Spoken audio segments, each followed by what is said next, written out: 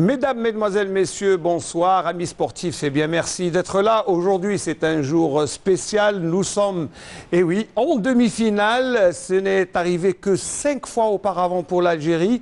Et puis, bien sûr, on espère aller pour la 3e fois de notre histoire en finale de la Coupe d'Afrique des Nations. Cette 32e édition, eh bien, j'espère qu'elle sera porte-bonheur pour nous, pour le football national. Cela faisait quand même depuis 1990 qu'on n'avait pas remporté une Coupe d'Afrique. C'est la seule. Eh bien, j'espère qu'aujourd'hui, et ça sera un grand pas. Bien sûr, on va parler de ce match que tous les Algériens attendent. Et je crois pas seulement les Algériens, le monde entier, tout le monde du football attend cette demi-finale, une finale avant l'heure entre l'Algérie et le Nigeria. Alors pour m'accompagner dans ce numéro spécial, ce n'est pas un homme, c'est une femme qui va m'accompagner, une fois n'est pas coutume. Lawadi Naïma, entraîneur national de l'équipe nationale féminine des U20, merci d'être là. Merci à vous et merci à Canal Algérie pour cette belle invitation. Surtout qu'on va parler aujourd'hui de la demi-finale. Inch'Allah que ça va porter bonheur pour notre sélection. Inch'Allah. On a essayé d'ajouter quand même une touche féminine pour porter bonheur à notre équipe nationale. Allez, jingle.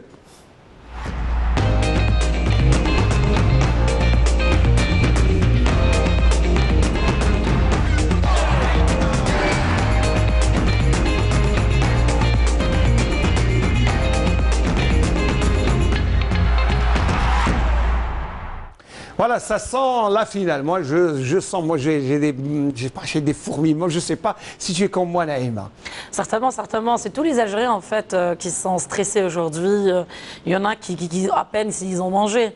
Donc, certainement qu'on attend ce match-là avec impatience, que ça se termine, qu'on se qualifie, qu'on soit en finale, Inch'Allah. Donc, c'est vrai que c'est dur pour tout le monde, en fait. Alors, la première question que l'on se pose, est-ce que l'équipe nationale a récupéré des efforts de 120 minutes, surtout eh bien, de la tension qu'il y a? C'était un combat d'hommes, c'était un combat très dur physiquement. Il y a eu des heurts entre les joueurs.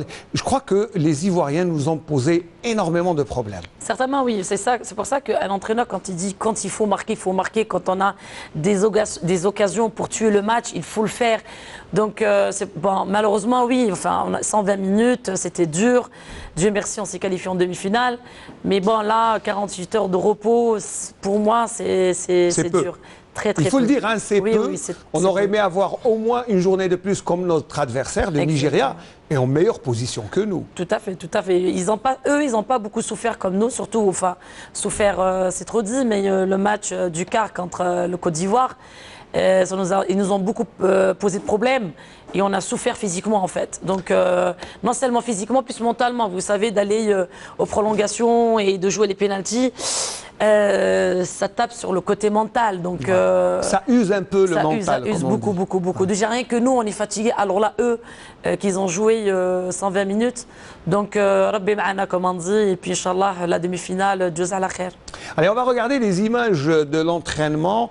On n'a pas senti quand même. Alors, les images de l'entraînement, on n'a pas quand même senti une grande fatigue. Les joueurs étaient là. Bon, ben, c'est vrai, les traits sont un peu tirés, mais il y a la présence des supporters et surtout ces applaudissements qui font que eh bien, l'équipe, elle est galvanisée. Regardez les supporters qui encouragent l'équipe nationale et les joueurs.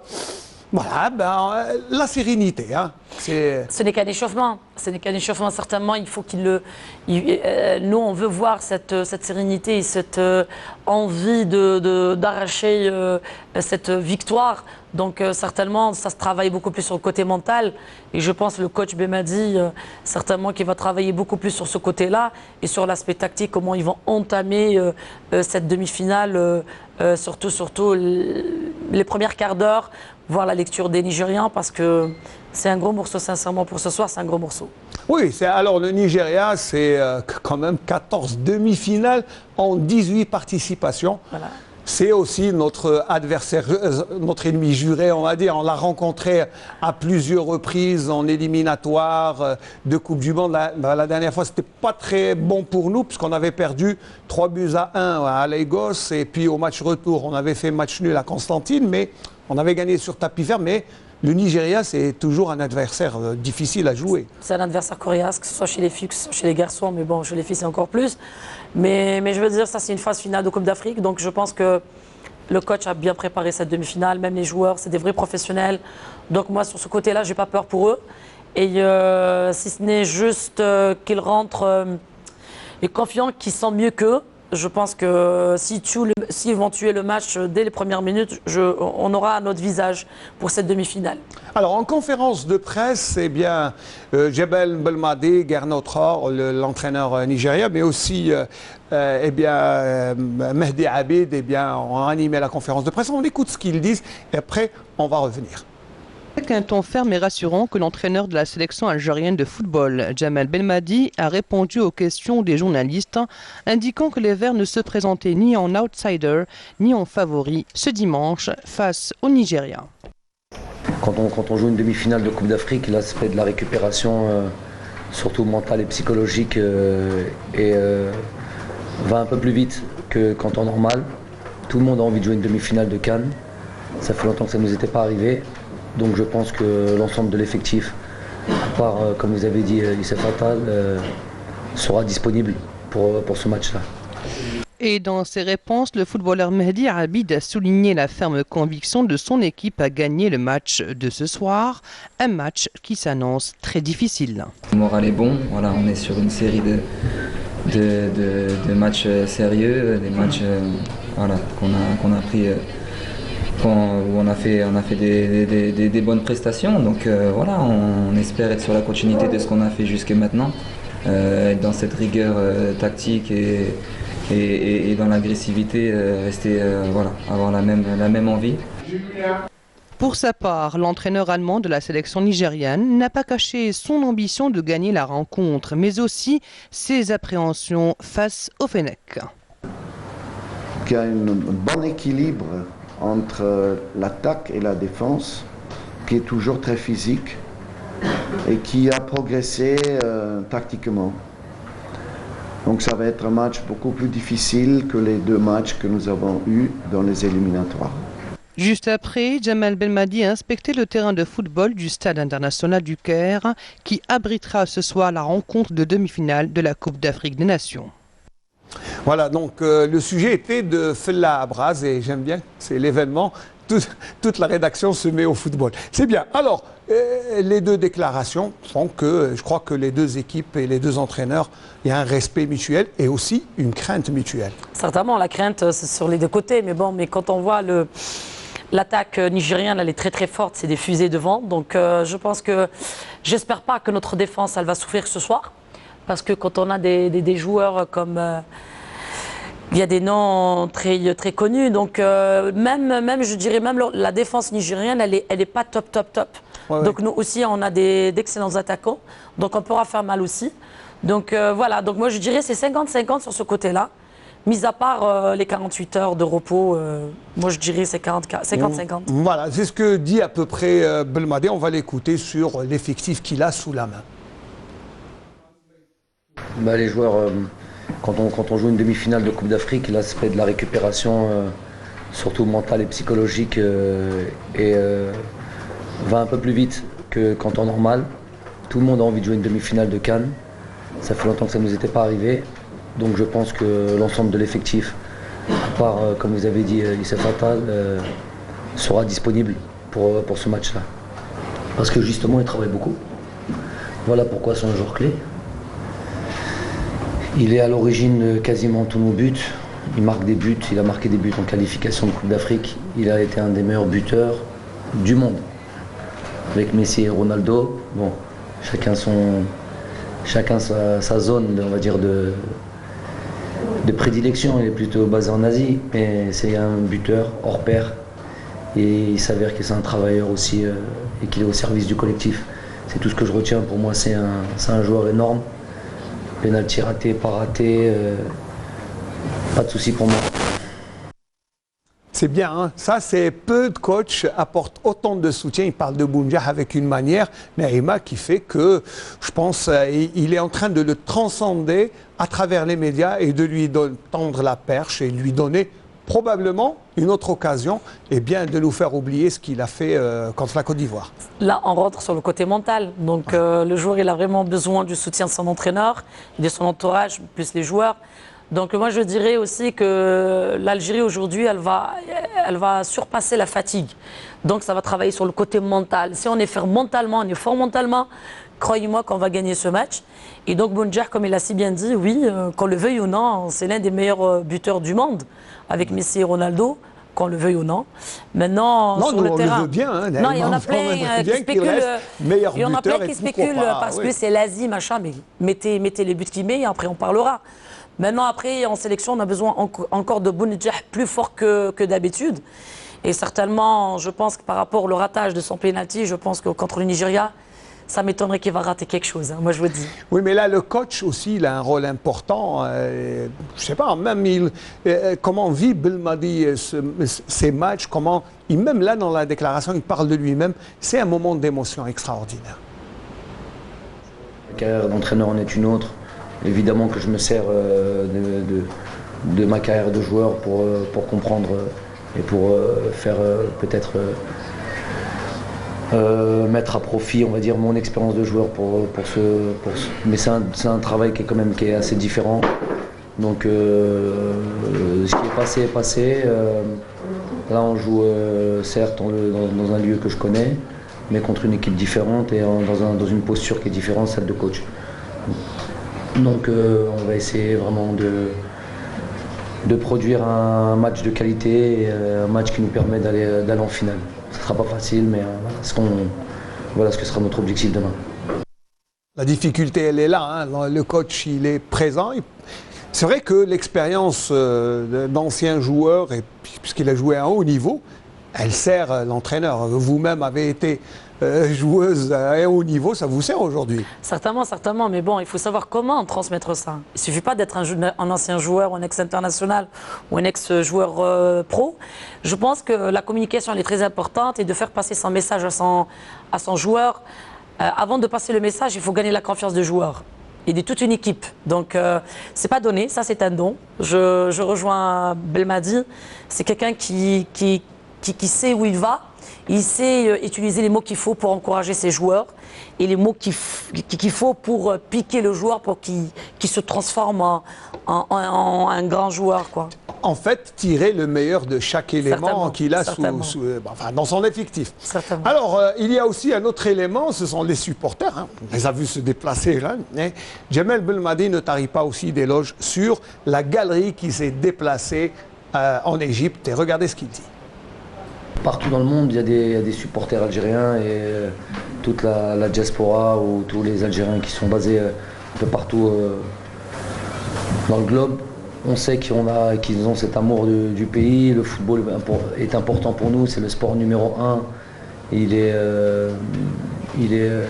vecteur d'énormément de choses. Ça nous réunit tous. Le sport en général nous réunit tous. On voit cette compétition, toutes les nations qui sont là et je pense que c'est un tournoi qui s'est quand même déroulé dans un grand fair play, dans la compétitivité, mais dans un grand fair play. Nos supporters se sont déplacés, on sait qu'ils seront devant leur écran, que ce soit en Algérie, que ce soit en France ou partout ailleurs, et qui vivront chaque instant. Je sais qu'ils ont eu de grosses émotions avant-hier, avec beaucoup de suspense. Il y a eu beaucoup de larmes de joie qui ont été versées. Hein. Et voilà, on tâchera de faire en sorte qu'il y ait le même genre de larmes de demain. On sait que c'est un atout pour nous, on sait qu'on est poussé par cette énergie qu'on ressent, même si on est en vase clos, même si on est dans notre petite bulle, comme j'ai dit aux joueurs. Mais on sait qu'autour de nous, il y a ce 12e homme qui est vraiment... qui pousse, donc on joue pour eux avant tout. Voilà, avant tout, le public, 12e homme. C'est vrai que quand on joue un match et qu'on a quand même une galerie qui vous supporte comme ça, et je pense qu'il y a beaucoup de supporters qui vont rejoindre les Algériens, parce que je pense que la sympathie maintenant, elle n'est plus seulement algérienne, il y a même les Égyptiens qui en rejoignent. Je pense que ça va faire quand même une bonne ambiance tout à l'heure au Cairo Stadium. Certainement. Je pense auparavant, on a vécu ça, mais en grandiose à Omdurman. Oui. Donc l'Algérie, elle a une belle expérience là-dessus quand elle comment dirais-je, elle envoie ses supporters pour encourager l'équipe nationale. Aujourd'hui aussi, donc on remercie l'État algérien de les avoir envoyés, le ministre de la Jeunesse et des Sports, donc qu'ils ont envoyé des supporters algériens pour encourager notre sélection. Et c'est vrai que quand on voit les drapeaux, les supporters algériens nous donnent des frissons, on dirait qu'on a 4 poumons, 4 cœurs, 4 jambes, 4... et un Algérien, c'est comme ça, c'est... Quand il s'agit de l'Algérie, on oublie tout et on fonce et se donne à fond. D'ailleurs, je les remercie. Apparemment, la télévision égyptienne parle des supporters par leur propreté, par leur civisme. Ouais. Chaque fin de match, ils ramassent tout ce qui a été. Ça, c'est important de dire que l'excellent comportement de nos supporters. Donner la belle image du peuple algérien à l'étranger. Et ces Algériens, ils m'impressionnent du jour au jour. Je leur dis bravo. Inch'Allah, ils vont revenir avec une victoire.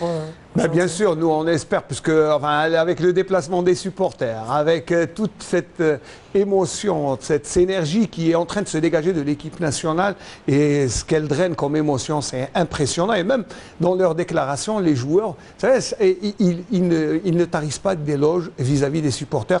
Écoutons Youssef Belaili et Issa Mandi. Demi-finale. مباراة أمام فريق نيجيري فريق مليح. حنا كما قلت لك حنا باش وصلنا لهذه المباراة معاونين إن شاء الله باش نديروا نتيجة إيجابية باش نفرحوا الشعب تاعنا اللي راه يستنى فينا إن شاء الله. On va essayer de mettre de côté le facteur fatigue et le jour de récupération en moins pour tout donner, rendre fier le peuple algérien qui va se déplacer encore en masse pour venir nous voir, venir nous supporter. Du coup, on va tout donner, on va jouer avec le cœur comme on a fait depuis le début du tournoi. Comme ils l'ont fait depuis le début, eh bien, ils se transcendent. Vous avez entendu, Naïma, les joueurs ne parlent que on est là pour le peuple, pour les supporters, là, ils sont dans une générosité extrême. On n'oublie pas que l'année 2019, c'est pour le peuple algérien, de tous les côtés. Donc je dirais qu'il fasse attention entre la vitesse et précipitation et qu'il ne s'énerve pas, par contre. Là, c'est l'entraîneur qui revient. Là, voilà, on sent quand même des consignes techniques, tactiques. Je suis dans mon match, là. Je suis dans mon match. Donc voilà, comment on va jouer, juste avant de parler d'autres choses. Certainement, la lecture de jeu au bout d'un quart d'heure pour voir exactement les déplacements, etc., de la lecture de l'équipe adverse, hein, ça c'est évident. Et moi, je dirais tuer le match dès le début, marquer un but, pourquoi pas 2, pour jouer plus à l'aise et fermer tout et à la fin gagner ce match-là, pourquoi pas, avec 1-0, 2-0, peu importe. L'essentiel quand on gagne. L'essentiel, c'est d'aller en finale pour la 3e fois de l'histoire, et bien sûr. Alors, un petit mot sur l'arbitre que nous connaissons très bien, Papa Bakary Gassama, le Gambien, nous a arbitré plusieurs fois. En général, il nous réussit bien, même si la dernière fois qu'il a arbitré Algérie-Nigeria, on avait perdu 3-1. C'était en éliminatoire de la Coupe du Monde. Mais dans cette CAN, il n'a arbitré qu'un seul match. C'était le seul match que le Nigeria a perdu. C'était contre Madagascar. 2-0. Il va nous porter chance, certainement. Alors, juste quelques statistiques. Hein. Il a sifflé, dans toute sa carrière, en 119 matchs internationaux, il a sifflé 20 pénaltys. Il a sifflé aussi 63 fautes, 322 cartons jaunes et 12 rouges. Voilà, ce sont les statistiques du Gambien. Mais je pense que, eh bien, il nous a tellement arbitré et il nous réussit. Je pense qu'on se croise les doigts pour aujourd'hui. Un mot sur l'arbitrage dans ce tournoi. En espérant, surtout pour ce match, bien sûr. Certainement, surtout qu'il y a la VAR. Donc, il sera aidé par la VAR, donc moins de fautes, j'espère bien. Et donc, écoutez, l'arbitrage africain maintenant est devenu au top niveau le niveau il a évolué, c'est pas comme avant. En espérant qu'il sera fair play, qu'il sera correct. Et Inch'Allah, pourquoi pas, il sera correct, juste, c'est tout. Alors, il ne reste plus beaucoup de temps pour le match, mais nous, on va juste vous montrer que les Algériens ne manquent pas d'idées. Il y aura au stade du 5 juillet un grand écran pour permettre aux familles algériennes de suivre le match ensemble dans une enceinte quand même qui est faite pour le football. Et je pense que Naïma, où est-ce que vous allez regarder le match, Naïma? Vous allez rester avec nous, vous allez suivre avec nous, vous allez voir. Certainement soit avec vous, soit je vais aller voir en famille, entre amis. Pourquoi pas, on va se déplacer soit au 5 juillet, soit dans un endroit où on peut voir le match avec beaucoup de public algérien. Et voilà, mais de toute façon, il ne reste plus beaucoup de temps. L'équipe se prépare. Mais ce qui est bien, c'est qu'il y a toutes 10 000 manières de regarder le match, mais ce qui est bien, c'est en groupe. Comme ça, tout le monde peut suivre la rencontre, notamment sur la terrestre. Alors, bah, finalement, voilà, un dernier mot, puisque le match commence dans un peu plus d'une heure. La tension monte, mais on est là, on y croit. Hein, on y croit. Certainement, bien sûr, il faut y croire. Et moi, j'y crois en cette équipe nationale, malgré que personne n'a cru en cette fédération jusqu'à maintenant. Donc, je pense que c'est le moment de nous emmener en finale. Et comme ça, tout le monde va y aller en finale. Vous allez partir en finale? Bah, ça, je ne sais pas. Je sais pas. Moi, je reste mobilisé. Je ne sais pas. Peut-être. On va essayer d'envoyer quand même. Il y a déjà nos amis qui sont là-bas pour nous retransmettre. D'abord, le match. N'oubliez pas, vous pourrez le suivre à partir de 20h sur la chaîne terrestre, bien sûr, avec bien sûr les commentaires de nos amis qui sont sur place. Nous, on arrive à la fin de l'émission. Naïm Alaoud, un petit pronostic. Mais écoutez, quand je l'ai dit ce matin, 1-0 pour l'Algérie. Inch'Allah, ya Rabbi. Inch'Allah, même faut 1-0, ça fera le bonheur de tous les Algériens. Eh bien, quant à moi, je vais remercier Khalifa Balaman qui a réalisé ce numéro spécial, Sarah Belhout qui était le script de cette émission, Mokhtar Hammani qui a bien suivi tous les péripéties de cette émission. Merci de nous avoir suivis. Je vous laisse en compagnie de la chanson, bien sûr. Vous savez, nous, on a toujours une chanson qui réussit. Eh bien, on va balancer cette chanson comme ça, eh bien, elle va nous porter bonheur, Inch'Allah, pour l'équipe nationale. Allez, j'espère vous retrouver. Bien sûr, n'oubliez pas que Hakim Chouloud, eh bien, animera la soirée spéciale après le match.